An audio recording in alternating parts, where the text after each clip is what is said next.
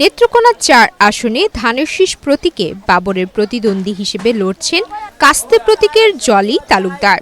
কৃষক, শ্রমিক, মেহনতি মানুষের ন্যায্য অধিকার আদায়ের সংগ্রামের ধারাবাহিকতায় ভোটের মাধ্যমে তা নিশ্চিত করতে ভোটারদের কাছে যাচ্ছেন।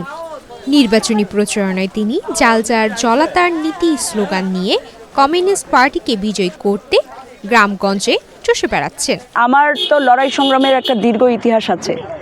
সেই ইতিহাসের জায়গা থেকে আমি জানি আমি শ্রমিকদের পক্ষে, হকার, মেহনতি মানুষ, রিক্সা, গার্মেন্টস, চা শ্রমিক, ট্যানারি শ্রমিক, তাদের পক্ষে লড়াই করি, কৃষক ক্ষেতমজুরের পক্ষে লড়াই করি।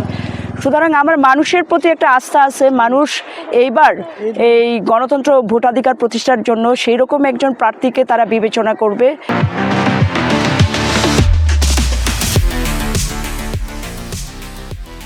যে বিবেচনা থেকে হচ্ছে মানে একজন যোগ্য প্রার্থী তারা নির্বাচন করবে। যত শক্তিশালী প্রার্থী হোক সেই জায়গাটা তারা গুরুত্ব দিবে না, কে মানুষের পক্ষে আছে। এবং আমি বলবো যে অন্য যে কোনো প্রার্থীর তুলনায় আমি যোগ্য প্রার্থী এই জন্য, অন্য কোনো প্রার্থী কিন্তু শ্রমিকের জন্য লড়াই করে জেল খাটে নাই, অন্য কোনো প্রার্থী কিন্তু শ্রমিকের জন্য লড়াই করে দাবি আদায়ের জন্য গ্রেপ্তার হয় নাই, কারাবরণ করে নাই, হামলা হুমকির মোকাবেলা করে নাই। তারা অন্যান্য কারণে করছে, তাদের অনেক বিষয় ছিল, সেই সব কারণে করেছে।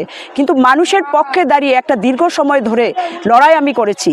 আর হাওর এলাকায় বিশেষ করে হচ্ছে যে জলাশয়গুলো যে ইজারা হয়, ইজারা প্রথার বিরুদ্ধে আপনি জানেন আমার একটা নির্বাচনের অন্যতম স্লোগান হচ্ছে জাল যার জলাতার। সেই স্লোগানটা আপনারা জানেন যে হাওরের মানুষের 6 মাস কাজ থাকে, 6 মাস কাজ থাকে না, 6 মাস কৃষিকাজে যুক্ত থাকে। যে 6 মাস কৃষিকাজে যুক্ত থাকে না তখন হাওরে মাছ ধরে সে জীবন নির্বাহ করতে পারে, কিন্তু ইজারাদারদের দৌরাত্বের কারণে মানুষ বাড়ির ঘাটেই হচ্ছে করতে পারে না, মাছ মারতে পারে না, ফলে হচ্ছে মাছ ধরতে পারে না। ফলে এরকম একটা পরিস্থিতিতে আমি মনে করি আমি মানুষের লড়াই সংগ্রামের সাথী হিসাবে আমাকে তারা নির্বাচিত করবে এবং এই এলাকার মানুষের সেই প্রত্যাশাটা আছে একজন যোগ্য প্রার্থীর সামনে আসুক।